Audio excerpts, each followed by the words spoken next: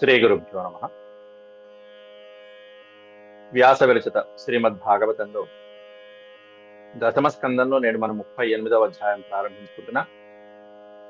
ఈ అధ్యాయంలో కంసుడి చేత పంపించబడినటువంటి అక్రూరుడు బృందావనానికి వచ్చి శ్రీకృష్ణ దర్శనం చేసుకోవడానికి ప్రయాణం అవటం అనేటువంటిది ఈ అధ్యాయంలో వర్ణించారు. అంతకుముందు మనం అక్రూరుడి గురించి చాలా విపులంగా వివరంగా చెప్పుకోవడం జరిగింది. పరమ భాగవతోత్తముడు, యాదవులలో ముఖ్యమైనటువంటి వాడే. కంసుడు కూడా యాదవుడే. యాదవులలో చెడబుట్టినటువంటి వాడు, రాక్షస జన్మ ఎత్తినటువంటి వాడు కంసుడు. అటువంటిది కంసుల్ని ఈ యాదవులలో కంసుడి యొక్క జన్మ యాదవులందరూ అంటే తన పక్షం వాళ్ళే ద్వేషించేటువంటి జన్మ. అటువంటి కంసుడు మొత్తం యాదవులందరినీ కూడా మధురా నగరం నుంచి బయటికి గెంటేశారు. అప్పుడు వాళ్ళు రేపల్లకి రావటం, అక్కడి నుంచి బృందావనానికి మారటము జరిగింది.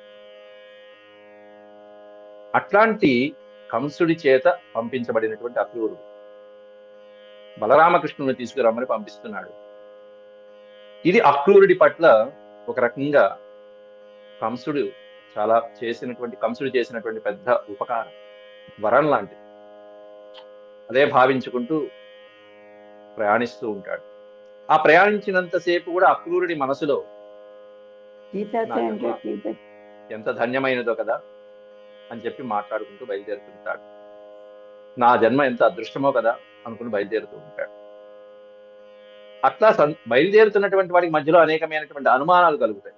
అసలు కృష్ణుడు నన్ను ఆదరిస్తాడా, నన్ను పలకరిస్తాడా, అనేకమైనటువంటి సందేహాలతో ప్రయాణం అవుతూ ఉంటాడు. అవన్నీ కూడా అతని యొక్క ఆలోచన ధోరణి ఎలా ఉంటుంది బయలుదేరినంతసేపు.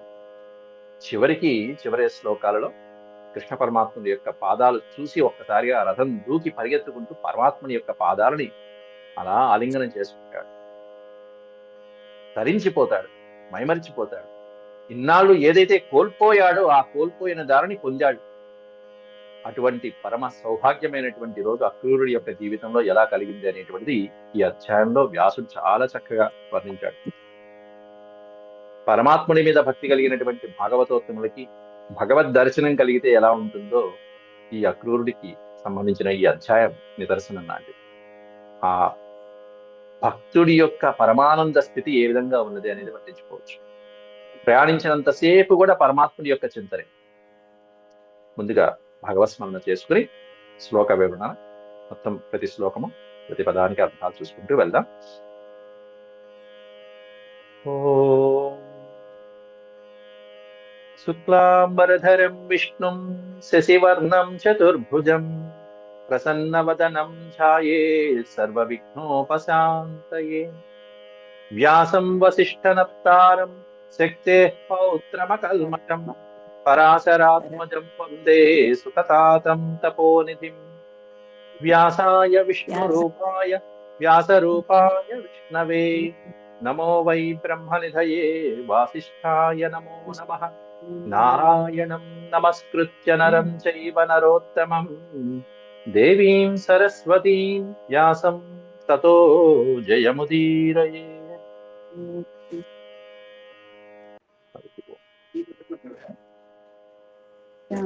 నీళ్ళు కలిపి అమ్మాయి పేరు దేవుడమ్మా కొంచెం పాలు నీళ్ళు కలిపేసి టీ పడేసి టీ పెట్టి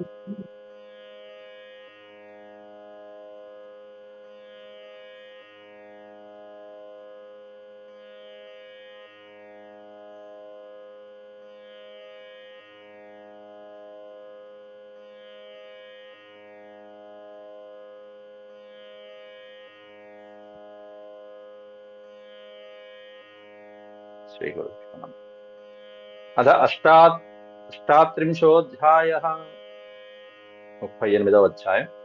శ్రీ సుక ఉవాచ. సుఖయోగీంద్రుల వారు పరీక్షిత్ మహారాజుకి అక్రూరుని యొక్క భక్తి పారవశ్యాన్ని వినిపిస్తున్నారు. అక్రూరోపి చ తాం రాత్రిం మధుపుర్యాం మహామతిః ఉషిత్వా రథమాస్తాయ ప్రయయౌ నందగోకులం. అక్రూరః అపి తాం రాత్రి మధుగుర్యాం మహామతి. బుద్ధిమంతుడైనటువంటి ఆ క్రూరుడు మహామతి అన్నారు అక్కడ. మహామతి అయినటువంటి ఆ క్రూరుడు, గొప్ప బుద్ధి కలిగినటువంటి వాడు, పండితుడైనటువంటి వాడు, పెద్దవాడు, వృద్ధుడైనటువంటి ఆ క్రూరుడు తాం రాత్రిం మధుకుర్యాం ఉషిత్వా. ఉషిత్వ అంటే గడపటం.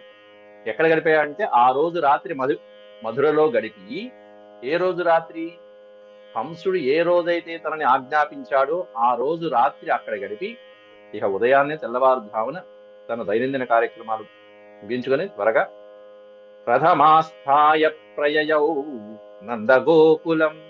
స్నానాధికాలు జపతపాదులు అన్ని కానించుకుని తెల్లవారుజామున చక్కగా బయలుదేరుతున్నాడు. రథాన్ని ఎక్కి నందగోకులానికి ప్రయయౌ బయలుదేరాడు. ఆ బయలుదేరుతూ ఉండగా ఆ మార్గ మధ్యంలో అతని యొక్క ఆలోచన ధోరణి ఎలా ఉంది? గచ్చన్ పతి మహాభాగు భగవత్యంబుజేక్షణే భక్తిం పరాముపగత అచింతయత్. గచ్చన్ పతి. పతి అంటే మార్గమునందు. ఆ మార్గమునందు వెళ్తున్నటువంటి ప్రాంతమంతా కూడా, మార్గంలో వెళ్తున్నంతసేపు కూడా ఆ మహాభాగుడు ఏమని ఆలోచిస్తున్నాడు? అచింతయత్ అంటే చింతించుట, ఆలోచించుట. అచింతయత్, ఈ విషయాలే ఆలోచిస్తున్నట్ట. ఏ విషయాలంటే కేవలం ఒకటే విషయాలు. భగవతి అంబుజేక్షణి, భగవత్ స్వరూపుడైనటువంటి అంబుజ ఈక్షణములు కలిగిన వాడు, పద్మపత్రాల వంటి నేత్రములు కలిగినటువంటి వాడు. అటువంటి భగవంతుడి గురించే ఆలోచిస్తున్నాడు. ఆలోచించి ఎలా వస్తుంది ఈ ఆలోచన అంటే, మనసులో ఉంటే వస్తుంది. భక్తిం పరాముపగత, పరాం భక్తిం ఉపగత. ఎంతో భక్తిని నింపుకున్నటువంటి వాడికి ఈ విధంగా కలుగుతుంది. కొంతమందికి మాత్రం ప్రయాణం ఆరంభంలో కలుగుతుంది. ఏమిటి అంటే స్వార్థం. నా ప్రయాణం సుఖమగుగాక అని చెప్పి ఆ బయలుదేరే ముందు 1 నిమిషం మాత్రమే ఆ భగవంతుని స్మరిస్తారు. తర్వాత అంతా ఏదో పాటలు పెట్టుకుంటూ వెళ్తూ ఉంటారు వాళ్ళకి ఇష్టమైనది. కానీ భగవంతుడి యొక్క చింతన చేసుకుంటూ పరాం భక్తి, గొప్ప భక్తిలో మణిగిపోతూ స్వామి గురించే ఆలోచించుకుంటూ, కృష్ణ పరమాత్ముడి గురించి ఎన్ని సంవత్సరాలు పరమాత్ముని యొక్క దర్శన భాగ్యాన్ని కోల్పోయాడో అన్ని సంవత్సరాలు గిలగిలలాడిపోయాడు అక్రూరుడు. నా వాళ్ళందరినీ వదిలిపెట్టేశాను కేవలం ఒకే ఒక్క వ్యామోహం.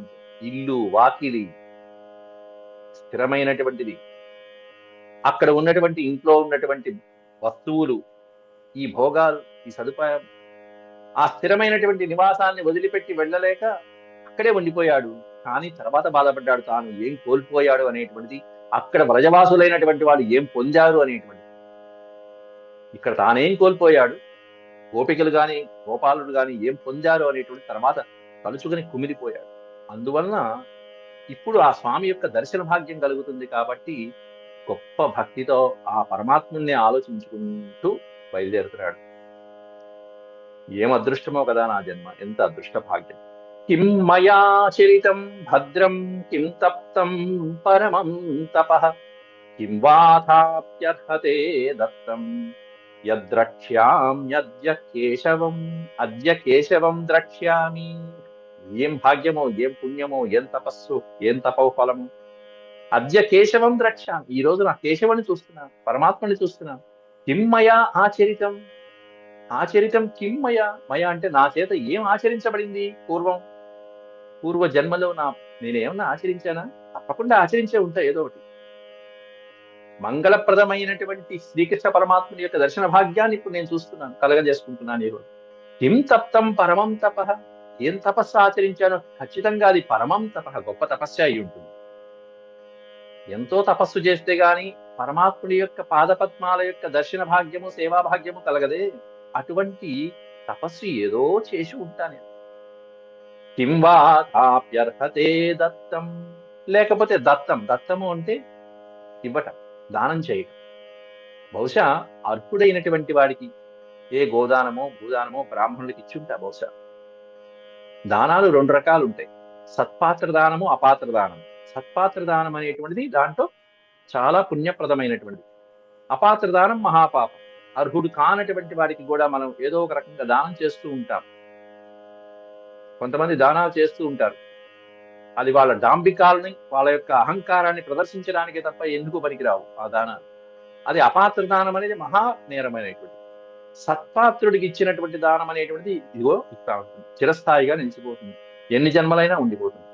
కింవా అధ, లేకపోతే తపస్సేమన్నా ఆచరించానా, లేకపోతే అర్హుడికి ఏదైనా గొప్ప గొప్ప దానాలు ఏమన్నా చేసి ఉంటాను, ఆ ఫలితం ఇదిగో ఈ విధంగా ఈ రోజు నాకు ఫలించబోతున్నది. ఎందుకంటే యత్ ద్రక్ష్యామి అద్య కేశవం, ఈ రోజు కేశవుడిని చూడబోతున్నానని చెప్పి అనుకుంటూ ఆనందపడిపోతూ వెళ్తున్నాడు. పోతనామాచ్యుడు రాశాడు, ఎట్టి తపంబు చేయబడి నెట్టి చరిత్రము లబ్ధమయ్యెనో, ఎట్టి ధనంబులర్కులకు నీయబడెనో తొలిపామునందు. తొలిపామునందు అంటే పూర్వజన్మనందు, గడిచిపోయినటువంటి జన్మ ఏదైతే ఉందో ఆ జన్మ పూర్వజన్మలో. నా ఎట్టి వివేకహీనునకు నాది మునీంద్రుడు యోగ దృష్టులం పట్టగలేని ఈశ్వరుని బ్రహ్మమయున్ చూడగలిగడి.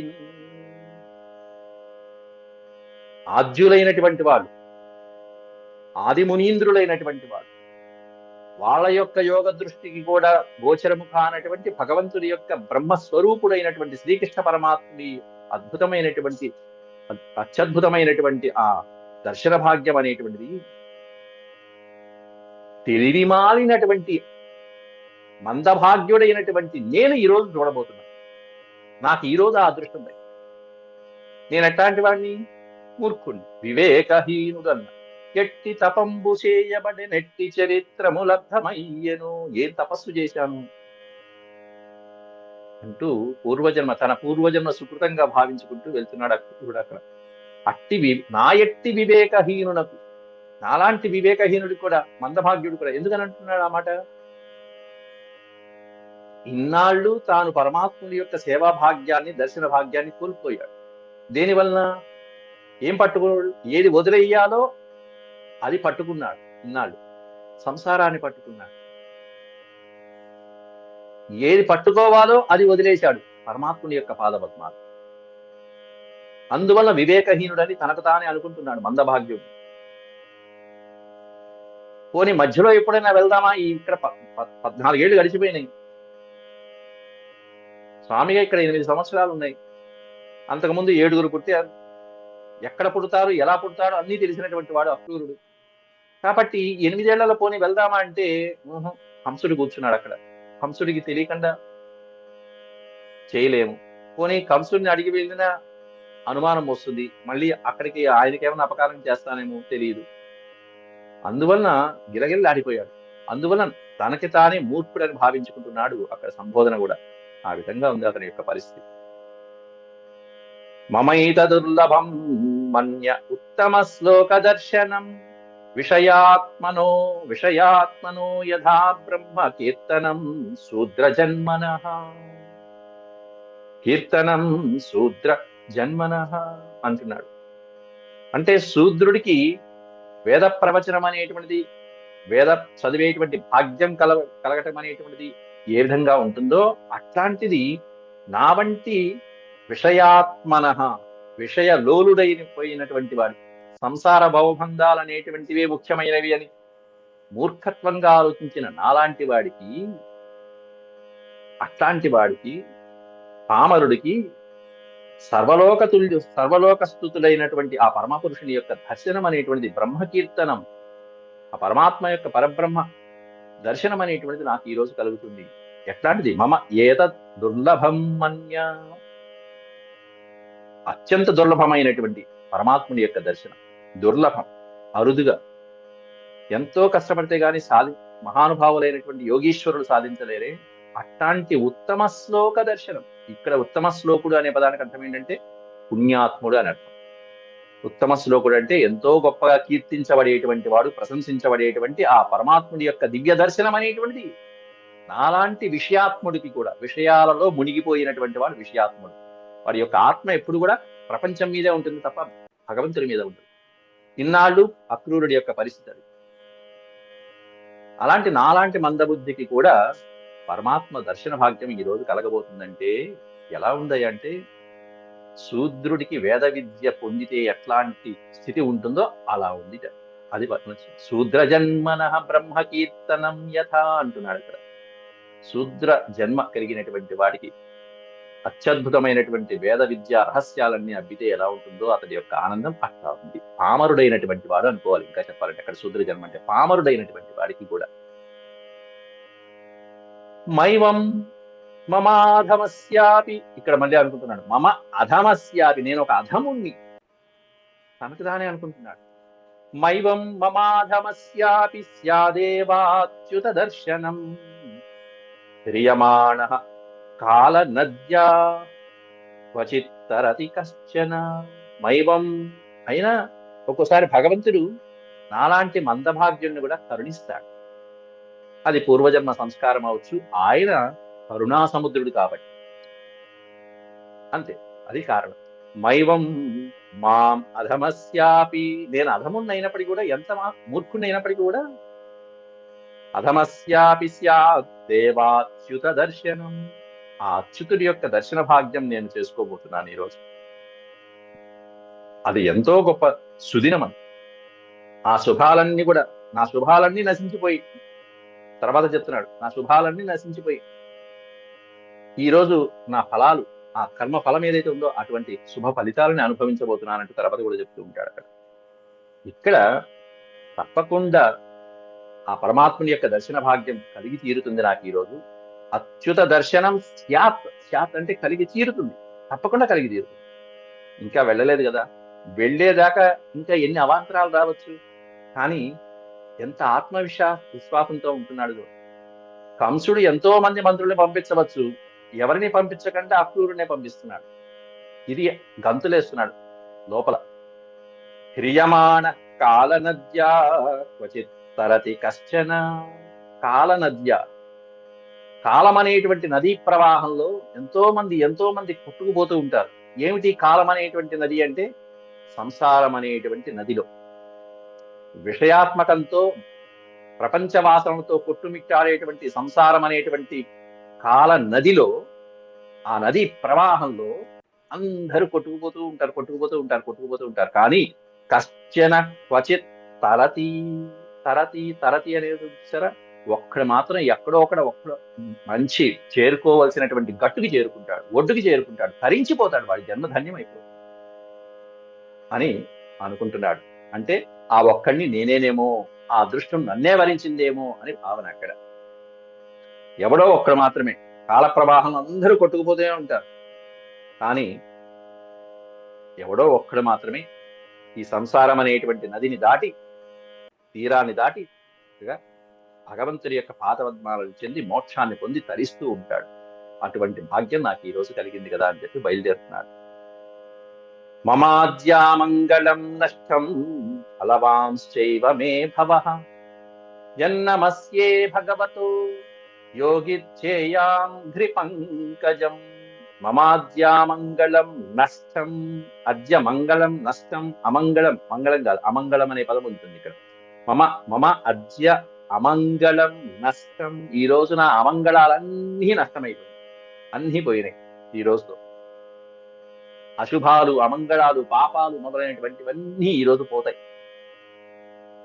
ఫలవాంశ్చైవ మే భవః, భవః అంటే జన్మ, నా జన్మ సార్థకమైంది, నా పుట్టుకకి ఏదైనా ఉపయోగం ఉంది, ప్రయోజనం ఉంది అంటే అది ఈ రోజు కలగబోతుంది. ఆ ప్రయోజనం నా జన్మకి.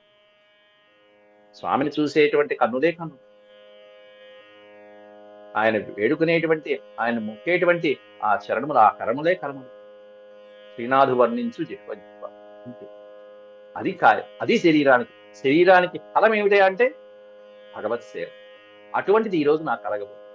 మమాద్యా మంగళం నష్టం ఫలవాంశ్చైవ మే భవః యన్నమస్యే భగవతో యోగిచ్ఛేయాంఘ్రి పంకజం. అంఘ్రి పంకజం అని చూసారా, పాదపద్మాలు. అంఘ్రి అంటే పాదములు. యోగిధ్యేయ అంఘ్రి పంకజం, ఆ పరమాత్ముని యొక్క పాదపద్మాలు. భగవతః, శ్రీకృష్ణ పరమాత్ముని యొక్క అంఘ్రి పంకజం, పాదపద్మాలు ఏవైతే ఉన్నాయో ఆ పాదపద్మాలు ఎట్లాంటి పాదపద్మాలు? యోగిధ్యేయ అంఘ్రి పంకజం, పరమయోగులైనటువంటి వాళ్ళ చేత నిత్యము ధ్యానించబడేటువంటి పాదపద్మాలు. యోగిధ్యేయములు అంటే యోగుల చేత ధ్యానించబడేటువంటి, సేవించబడేటువంటి, ఆరాధించబడేటువంటి పాదపద్మాలు ఆ భగవంతుడి యొక్క పాదపద్మాలు. అటువంటి పాదపద్మాలని నమస్యే, అటువంటి పాదపద్మాలు ఈ రోజు నేను నమస్కారం చేసుకోబోతున్నాను, స్పృశించబోతున్నాను, వాటికి ధరించబోతున్నాను. కాబట్టి ఈ రోజు నా అమంగళాలన్నీ నష్టమైపోతాయి అని చెప్పి పరమానంద హరితుడైపోతున్నాడు ఇక్కడ మహానుభావుడైనటువంటి అక్రూరుడు. ఆయన ఆనందం అంతా ఇంత. అంతేకాకుండా ఆ పరమాత్ముడి యొక్క దర్శన భాగ్యంలో కంసుడిని కూడా మెచ్చుకుంటున్నాడు. కంసుడు నా పట్ల ఎంత ఉపకారం చేశాడో కదా. కంసుడు దుర్మార్గుడు, అందరికీ హాని చేసేటువంటి వాడు, యాదవుల్ని అన్ని రకాలుగా హింసించాడు, హింసలు పెట్టాడు. అట్లాంటి కంసుడు అంటే శత్రుభావం కలిగినటువంటి కంసుడి మీద కూడా మిత్రభావం లాగా అభిప్రాయం కలిగింది అంటే అక్రూరుడికి అది పరమాత్మ యొక్క కరుణాదృష్టి, ప్రేమ భావన. అది పరమాత్మను గురించి ఆలోచించేటువంటి వాడికి శత్రువు పట్ల కూడా ఈ విధంగా భావన కలుగుతుంది. కంసుడి పట్ల కూడా ఇక్కడ పంపిస్తున్న దేనికి, బలరామకృష్ణుని సంహరించే ఉద్దేశంతోనే కంసుడు పంపిస్తున్నాడు. అది విధిగా ఒక రకంగా అక్రూరుడు వెళ్తున్నాడు, ఇది నా బాధ్యత, పిలుచుకురావాలి.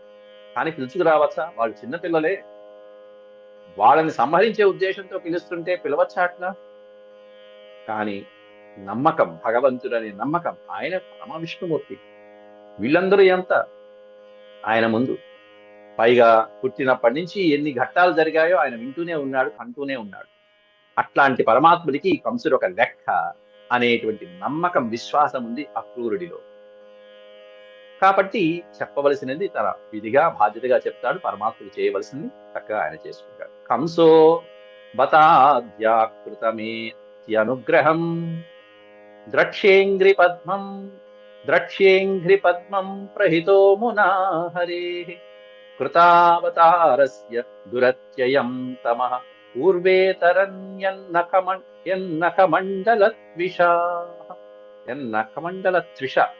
నఖమండల త్విష అంటే పాదముల యొక్క గోళ్ల యొక్క కాంతి, ఆ కాంతితోనే తరించబడినటువంటి వాళ్ళు ఉన్నారు పూర్వం ఎంతో మంది భక్తులు.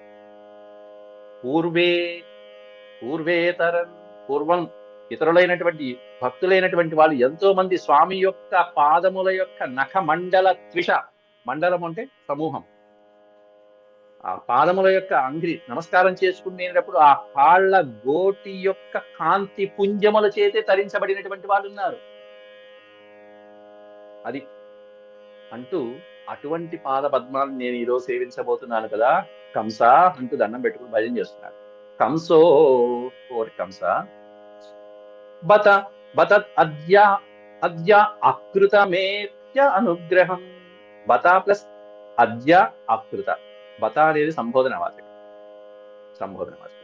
అద్యాకృతమేత్యనుగ్రహం, అకృత అంటే చేయుట. ఏం చేశాడు వాడు అంటే మే అత్యనుగ్రహం, నాకు ఎంతో ఉపకారం చేసావు, నా యందు అనుగ్రహం, నా యొక్క అనుగ్రహం అంటే స్వామి పట్ల అనుగ్రహం కలిగేటువంటి విధంగా నన్నే పంపిస్తున్నావు. మే అత్యనుగ్రహాన్ని విడతీస్తే అతి ప్లస్ అనుగ్రహం, అత్యనుగ్రహం. అనుగ్రహంలో కూడా అతి ఉన్నతమైనటువంటి స్థాయిలో గొప్ప అనుగ్రహం కలిగేటువంటి అవకాశాన్ని నాకు కల్పించావు కంస, ఎవరికి ఇవ్వాల, నన్నే పంపిస్తున్నావు. ఇది కంసుడు చేసిన ఉపకారం. ఎందుకంటే ద్రక్ష్యేంఘ్రి పద్మం ప్రహితో మునా హరే, అమున ఈ కంసుడి చేత, ఇతడి చేత నేనెవరినైతే ఇంతకాలం ద్వేషిస్తూ వచ్చానో, తప్పక సేవిస్తూ వచ్చానో అటువంటి కంసుడి చేతే ప్రహిత పంపించబడుతున్నాను నేను. దేనికోసం? హరేహే అంఘ్రి పద్మం ద్రక్ష్యే. కాబట్టి వెళ్ళి నేనేం చేస్తానయ్యా అంటే అక్కడ హరి యొక్క పాద పద్మాలని దర్శించుకుంటాను. ద్రక్ష్యే అంటే చూస్తాను. స్వామి యొక్క పాద పద్మాలను నేను ఈరోజు చూసి తరించబోతున్నాను. పరమభక్తుడి యొక్క ఆనంద పరవశం ఎంత అద్భుతంగా ఉంటుందో చూడండి. కృతావతారస్య దురత్యయం తమః. కృత అవతారస్య, ఆ పరమాత్ముడి యొక్క దర్శన భాగ్యం, ఆ దర్శన భాగ్యంతో ఎంతో మంది భక్తులు పూర్వీకులు ఎంతమంది ఏ విధంగా ధరించారో అనేటువంటిది ఇక్కడ వర్ణిస్తున్నారు. అట్లా శ్రీకృష్ణుడిగా అవతరించినటువంటి శ్రీహరి యొక్క కృతావతారస్య దురత్యంతమ. కృతావతారస్య అంటే మానవ జన్మ ఎత్తి ఈ విధంగా శ్రీకృష్ణ పరమాత్ముడిగా అవతరించి గోకులంలో పెరిగి పెద్దవాడైనటువంటి కృష్ణ పరమాత్ముడి యొక్క పాదపద్మాలను నేను ఈ రోజు చూడబోతున్నాను. అంతేకాకుండా పూర్వం ఎంతో మంది పూర్వీకులు అనే పదానికి అక్కడ ప్రహ్లాదుడు గాని అంబరీషుడు గాని మొదలైనటువంటి వాళ్ళు ఎంతమంది ఏ విధంగా స్వామి పాదపద్మాలని చూసి తరించారో, సేవించి తరించారో, ఆ పూర్వే అనే పదంలో పూర్వంలో ఉన్నటువంటి గొప్ప భక్తులు ఎవరైతే ఉన్నారో తరించిన భక్తులందరూ వస్తారు కదా. ఆ పూర్వీకులందరూ కూడా శ్రీహరి యొక్క పాదపద్మాల గోళ్ల కాంతి చేత నఖమండల త్విష. త్విష అంటే కాంతి, ప్రకాశం. త్విష చివరి పదం. నఖమండల త్విష, ఆ నఖములు గోళ్ల యొక్క కాంతి, ఒక గోరు కాదు, మండలం అంటే గోళ్ల సమూహాల నుండి ప్రసరించినటువంటి అద్భుతమైనటువంటి దురత్యయం. త్రిష దురత్యయం, దాటశక్యము కానటువంటి అద్భుతమైనటువంటి అజ్ఞానాంధకారమును కూడా ఈ కాంతితో దాటి అవతలికి వెళ్లి ధరించినటువంటి భక్తులు ఎంతో మంది ఉన్నారు. దురత్యయం తమః అంటే దాటశక్యము కానటువంటి సంసార భవబంధాలనేటువంటి అజ్ఞానాన్ని సులభంగా దాటేశారు కేవలం స్వామి యొక్క ఈ నఖముల యొక్క కాంతి పుంజముతో. అది దారత్వం అంటే. తమహ అంటే చీకటి. ఈ అంధకారం పోవాలి అంటే ఉండాలి, కాంతి ఉండాలి. ఎక్కడ కాంతి? స్వామివారి యొక్క పాదాల నందు ఉన్నటువంటి నఖమండలము యొక్క కాంతితోనే వీళ్ళ అజ్ఞానాలు, వీళ్ళ భవబంధాలు తరించిపోయాయంటే ఇంకేం కావాలి? స్వామి యొక్క విశ్వరూపం అది. అట్లా పూర్వేతరం నఖమండలమే కాదు, ప్రతి రోమాంచంలోనూ అద్భుతమైనటువంటి కాంతి ఉంటుంది. ఆ రోమాంచాలు కూడా ఎలా ఉంటాయనేది పూర్వ అధ్యాయంలో మనం చెప్పుకున్నాం. బ్రహ్మదేవుడు స్తుతించేటప్పుడు అద్భుతంగా చెప్పుకున్నాం. బ్రహ్మదేవుడు ఏం చూశాడే అంటే స్వామి యొక్క ప్రతి రోమమునందు, శరీరమునందు ఉన్నటువంటి ప్రతి రోమము నుండి అనేకమైనటువంటి దివ్యమైనటువంటి కాంతి పుంజాలు అలా ప్రసరిస్తూ ఉంటే, ఆ కాంతి ఏదో కిటికీలోంచి సూర్యకాంతి పడితే మధ్యలో మనకి గోళాలు ఎలా కనిపిస్తాయో, మధ్యలో దుమ్ము ఎలా అయితే కనిపిస్తూ ఉంటుందో అలా దుమ్ములాగా సకల విశ్వాన్ని చూసి బ్రహ్మదేవుడు చెలించిపోయాడు. అంటే ఈయన యొక్క ప్రతి రోమాంచంలోంచి కూడా ఇన్ని విశ్వాలు బయటకు వస్తున్నాయంటే ఎన్ని పాలకుంతలు, ఎంతమంది బ్రహ్మలు ఉన్నారు, ఎంత విశ్వం ఉంది అనేది చూసి ఆశ్చర్యపోయాడు. యదర్చితం బ్రహ్మ భవాదిభిః సురైః శ్రియా చ దేవ్యా మునిభిః ససాత్వతైః గోచారణాయానుచరైశ్చరన్ వనే. ఎవరైతే గోవులని చరిస్తూ గోపాలకులు మొదలైనటువంటి వాళ్ళు ఎవరైతే ఉంటారు, గోచారణాయానుచరైశ్చరద్వనే యద్గోపికానాం కుచ కుంకుమాంకితం. గోపికల యొక్క వక్షస్థలమునందరి కుచ కుంకుమలు ఏవైతే ఉంటాయో ఆ కుంకుమని చిహ్నంగా కలిగినటువంటి పాదపద్మాలు, అటువంటి పాదపద్మాలు ఈ రోజు నేను చూసి తరించబోతున్నానంటూ వేడుకుంటున్నాను. పైగా ఎలాంటి పాదపద్మాలు ఇవి? యదర్చితం బ్రహ్మ భవాదిభిః. బ్రహ్మ భవ ఆదిభిః, బ్రహ్మదేవుడు, భవుడు అంటే శంకరుడు, ఆదిభిః మొదలైనటువంటి దేవతలు అంటే బ్రహ్మ మహేశ్వరుడు మొదలైనటువంటి సురులు ఎవరైతే ఉన్నారో, దేవతలు ఎవరైతే ఉన్నారో ఆ దేవతల చేత అర్చితం పూజించబడినటువంటి ఏ పాదపద్మాలు అయితే ఉన్నాయో అటువంటి పాదపద్మాలు. ఇంకా ఎవరు అర్చించారు? శ్రీయాచ దేవ్యా అర్చితం. దేవి అయినటువంటి శ్రీదేవి అయినటువంటి శ్రీ మహాలక్ష్మి చేత అర్చించబడినటువంటి ఏ పాదపద్మాలు అయితే ఉన్నాయో అటువంటి పాదపద్మాలు. మునిభి మునుల చేత అర్చించబడినటువంటి పాదపద్మాలు. సాత్వతై. సాత్వతై అంటే సజ్జనులైనటువంటి మహర్షుల చేత. సాత్వతై సత్పురుషుల చేత, మునుల చేత, దేవర్షుల చేత మొదలైనటువంటి సజ్జనులైన సత్పురుషులైన మహానుభావులు మునుల చేత అర్చించబడినటువంటి పాదపద్మాలు ఏవైతే ఉన్నాయో అటువంటి పాదపద్మాలని నేను ఈ రోజు దర్శించబోతున్నాను కదా అంటూ ఆనందపడిపోతున్నాడు. గోచారణాయానుచరైశ్చరద్వనే. వనంలో ఆ స్వామి ఆ బృందావనంలో ప్రజవాసంలో అక్కడ నివసిస్తూ గోచారణ ఆ బృందావనాన్నంతా తన పాదపద్మాలతో పవిత్రం చేసేశాడు. గోవుల్ని చరించాలి, గోవుల్ని చరింపజేయాలి. ఆ గోరక్షణ అనేటువంటి సమయంలో గోవుల్ని ఇక్కడి నుంచి వనానికి తీసుకువెళ్ళటం, ఆ బృందావనం నుంచి మళ్ళీ వెనక్కి రావటం, అటు గోవుల్ని, అటు భూమాతని, అటు బ్రజవాసులని, గోపాలకుల్ని అనుచరై, గోవుల్ని అనుసరించే సమయంలో ఆయన పాదపద్మాల చేత మొత్తం ఆ వనమంతా పరమపావనమైపోయింది. అంతేకాకుండా అటువంటి చరణాల్ని నేను ఆరాధిస్తున్నాను. అంతేకాకుండా యత్ గోపికానాం, ఆ గోపికలు కుచ కుంకుమాంకితం, వారి యొక్క వక్షస్థలమునందు ఆ స్వామి యొక్క పాదపద్మాల్ని అలా పెట్టుకుని సేవించినటువంటి ఘట్టాలు మనం పూర్వం చెప్పుకున్నాం. అట్లా వారి యొక్క శరీరం మీద రాసుకున్నటువంటి అత్యద్భుతమైనటువంటి ఆ కుంకుమ, కస్తూరి మొదలైనటువంటివి ఏవైతే ఉన్నాయో అవన్నీ కూడా స్వామి వారి పాదాలకి అంటడం వల్ల చిహ్నములు అయిపోయినటువంటి అటువంటి పాదపద్మాలను నేను సేవిస్తున్నాను. శిరస్సున మనం షడగోపురం పెడతారు స్వామి పాదాలు, హృదయం మీద పెట్టుకున్నటువంటి వారు కొంతమంది ఉంటారు పాదపద్మాలను. భరతుడు మొదలైనటువంటి వాళ్ళు అలా సేవించినటువంటివి ఎన్నో ఘట్టాలు ఉన్నాయి. అటువంటి పాదాలను నేను సేవిస్తున్నాను కదా. ఇక్కడ మీరు ఒక్కసారి గమనించండి, అక్రూరుడి భక్తి. ఇవన్నీ అక్రూరుడు చూశాడండి, ఈ ఘట్టాలన్నీ. ఇప్పుడు జరిగినటువంటివన్నీ అక్రూరుడు చూశాడా? గోపికల చేత ఈ విధంగా పూజించబడ్డాడు స్వామి అని తెలుసా? తెలియదు కదా. లేకపోతే ఈ విధంగా బ్రజవాసుడైన ఈ విధంగా పెరిగాడని తెలుసా? తెలియదు కదా. పైన చెప్పినటువంటి ఉదాహరణలు ఏవి కూడా అక్రూరుడు చూడలేదు, కానీ చూసినట్టుగా వర్ణిస్తున్నాడు, చూసినట్టుగా తలుస్తున్నాడు. అంటే భగవంతుడి మీద అనన్యమైనటువంటి భక్తి కలిగినటువంటి వాడు, అటువంటి భక్తుడైనటువంటి వాడికి భగవంతుడు ఎలా ఉంటాడు, ఎలా ఉన్నాడు, ఎలా ఉండబోతున్నాడు అన్ని తెలుస్తాయి అంటానికి ఇది నిదర్శనం. అక్కడ త్రికాల జ్ఞాని అయినటువంటి నారదుడు కూడా నిన్న వచ్చి జరగబోయేటువంటి లీలలన్నీ సూక్ష్మంగా చెప్పేసుకుంటూ వెళ్ళిపోయాడు సంక్షిప్తంగా. ఆయన నువ్వు ఇలా సంహరిస్తావు, ఇంతమందిని సంహరిస్తావు, నరకాసురుని వీళ్ళని కూడా సంహరిస్తావు అని చెప్పి ఆయన త్రికాల జ్ఞాని. సరే, అక్రూరుడు త్రికాల జ్ఞాని కాదే. మరి గోపికలతో ఈ విధంగా విహరించాడని స్వామికి ఎలా తెలుసు? అక్రూరుడికి ఎలా తెలుసు? తెలియదు, కానీ వినటం మాత్రం విన్నాడు. అది కూడా ఈ మధ్య జరిగింది, పైగా 2 అధ్యాయాల క్రితం చెప్పుకున్న ఘట్టమే అది. అవి కూడా తెలిసిపోయినాయి. కాబట్టి నిత్యము అక్కడ మధురలో ఉండి కూడా భగవంతుణ్ణే చింతన చేసేటువంటి సాధకుడైనటువంటి వాడికి అక్కడ భగవంతుడు ఏం చేస్తున్నాడో కూడా దర్శనం కలుగుతుంది అంటానికి నిదర్శనం అని చెప్పి చెప్పవచ్చు.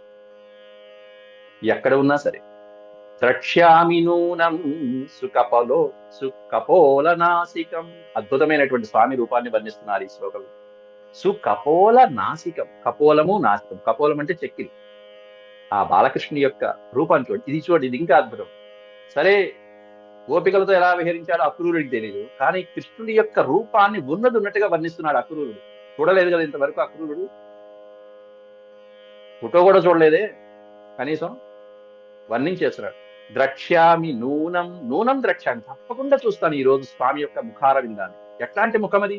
సుకపోల నాసికం స్మితావలోకారుణ కంజలోచనం ముఖం ముకుందస్య గుడాలకావృతం ప్రదక్షిణం మే ప్రచరంతి వై మృగాః అంటూ కీర్తిస్తున్నాడు. అక్కడ పోతనామాచుడు అద్భుతంగా వర్ణిస్తాడు. అలకభ్రాజితమై, ఆ ముంగురులు ఎలా ఉన్నాయి స్వామివారికి? అలక ముంగురులు. కీర్తనలు ఎన్నున్నాయి ఆ అలక ముంగురుల మీద. ఆ మెలి తిరిగినటువంటి కర్లీ హెయిర్ అంటారు చూసారా, అలా ముంగురులు వంకలు తిరిగి. అలకభ్రాజితమై సుధాంశు నిభమై హాస ప్రభోద్ధామమై జలజాక్షం వై కర్ణకుండల విరాజగండమయ్యున్న ఆ జలజాతాక్షు ముఖంబు చూడగలుగున్ సత్యంబువో నాకు నావల దిక్కేగుచునున్న ఈ వన మృగ వ్రాతంబు త్రోవలన్ అంటూ పోతనామాచుడు రాస్తాడు. అలకభ్రాజితమైనటువంటి ముంగురుడు, అలా వంకర తిరిగినటువంటి ముంగురుడు, కర్లీ హెయిర్ కుర్రాడిది శ్రీకృష్ణ పరమాత్ముడు. అటువంటి సుకపోల నాసికం స్మితావలోకారుణ కంజలోచనం, చక్కటి కపోలములు కలిగి ఆ నాసిక కూడా చక్కగా ఎలా ఉంటుందంటే, ఏదో తిరుమలలో మనకి సంపెంగ పువ్వులు పొడుగ్గా ఉంటాయి చూసారా, పొడుగ్గా ఉన్న సంపెంగ మొగ్గ ఎలా ఉంటుందో అలా ఉన్నటువంటి నాసికం, అట్లా ఉన్నటువంటి స్మితావలోకారుణ కంజలోచనం. స్మిత అవలోకనం ఎలా ఉంటుందో ఆయన చూపు అంటే స్మితం, మందస్మితంతో చక్కగా చిరునవ్వులు ఒలుకుతూ ఉండేటువంటి స్వామి వారి యొక్క అద్భుతమైనటువంటి ముఖార విందం. కరుణా సముద్రుడైనటువంటి స్వామి, అటువంటి స్వామి. అలాగే కంజలోచనం, సంజలోచనం అనే పదానికి అర్థం పద్మశోభలతో విరాజిల్లేటువంటి ముఖం. అది పద్మశోభలు, ఎర్రగా ఉండేటువంటి చక్కటి పద్మాల వంటి కాంతి కలిగినటువంటి శోభ కలుగుతూ ఉంటుంది. అటువంటి ముకుందస్య ముఖం, అటువంటి శ్రీకృష్ణ పరమాత్ముడి యొక్క ముఖాన్ని నేను ఈరోజు చూస్తున్నాను. ఆ ముఖం ఆయన చూడలేదే, కానీ ఊహించుకుంటున్నాడు. చూడండి అక్కడ అక్రూరుడు ఎంత గొప్పతనం అది. గుడాలకావృతం, గుడ అలక ఆవృతం విడదీస్తే గుడ అలక ఆవృతం 3 పదాలు ఉన్నాయి దాంట్లో. గుడ అంటే వంకర తిరిగినటువంటి, రుజువు అంటే స్ట్రైట్, గుడ అంటే వంకర తిరిగినటువంటి, అలక ఆవృతం, అలక అంటే ముంగురులు, చక్కగా వంకర తిరిగిన కర్లీ హెయిర్ తో ఉన్నటువంటి ఆ బంగారం అద్భుతమైనటువంటి జుట్టు, దానిపైన ఓ పింఛం పెడతాడు, తలపాగా పెట్టి పింఛం పెడతాడు కూడా. గుడాలకావృతం, అటువంటి స్వామి నేను ఈరోజు తప్పకుండా అటువంటి స్వామి ముకుందస్య ముఖం ద్రక్ష్యామి, అటువంటి స్వామి యొక్క ముఖార విందాన్ని నేను ఈరోజు దర్శించుకోబోతున్నాను. ఇది తప్పకుండా జరుగుతుంది, ఎందుకంటే నాకు శుభశకునాలు కలుగుతున్నాయి. ఏమిటా శుభశకునాలు? చివరి పాదంలో పెట్టేశాడు. ప్రదక్షిణం మే ప్రచరంతి వై మృగా, ఇక్కడ ఉన్నటువంటి మృగములన్నీ నాకు ప్రదక్షిణ దిశగా వెళ్తున్నాయి, కాబట్టి ఈ రోజు నేను అనుకున్నది తప్పకుండా జరిగి తీరుతుంది అంటున్నాడు. అక్కడ మృగములు అంటే లేళ్లు మొదలైనటువంటివి ఏవైతే ఉంటాయో అవి ఎప్పుడైనా సరే మనం ప్రయాణం అవుతున్నప్పుడు ఆ మృగములు అనేటువంటి ప్రదక్షిణ దిశగా, క్లాక్ వైజ్ గా, యాంటీ క్లాక్ వైజ్ కాదు, క్లాక్ వైజ్ గా వెళ్తుంటే, ప్రదక్షిణ దిశగా వెళ్తూ ఉంటే కనుక అది ఆ కార్యం నెరవేరుతుంది, అనుకున్నది జరిగి తీరుతుంది అని చెప్పి శకున శాస్త్రం కూడా వర్ణించారు ఇక్కడ వ్యాసుల వారు. ఇది శకున శాస్త్రం. ఇవన్నీ చూసుకుంటూ వెళ్తున్నాడు. అట్లాంటి స్వామిని చూస్తున్నాడు అంటే పరమాత్ముని చూడనటువంటి పరమాత్ముని చూసినట్టే వర్ణించాడంటే ఆ క్రూరుడు ఎంత భక్తివంతుడండి, ఎంత భక్తుడు ఆయన, ఎంత భక్తుడు ఆయన. అవన్నీ కూడా తర్వాత శ్లోకాలు, 10వ శ్లోకం నుంచి మళ్ళీ రేపటి అధ్యాయం అంతవరకు సెలవు. ఓం శాంతి శాంతి శాంతి. హేదక్షరపద భ్రష్టం మాత్రాహీనం చ యద్భవేత్ తత్సర్వం క్షమ్యతాం దేవనారాయణ నమోస్తే. సర్వం శ్రీకృష్ణార్పణమస్తు. హరి ఓం.